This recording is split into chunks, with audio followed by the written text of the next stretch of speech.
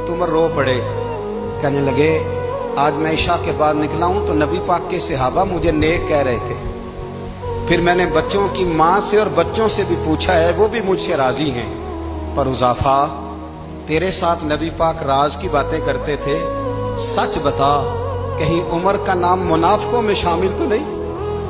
सच बताओ, उन मुनाफिकीन में तो शामिल नहीं, कहीं ऊपर ऊपर से तो नहीं सारा कुछ?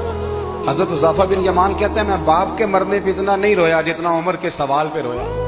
मैं कदमों में बैठ गया, मैंने कहा नहीं उमर ये तो मैंने नहीं सुना, लेकिन ये मैंने नबी पाक से जरूर सुना है कि मेरे बाद अगर कोई नबी होता तो उमर इब्ने खत्ताब होता।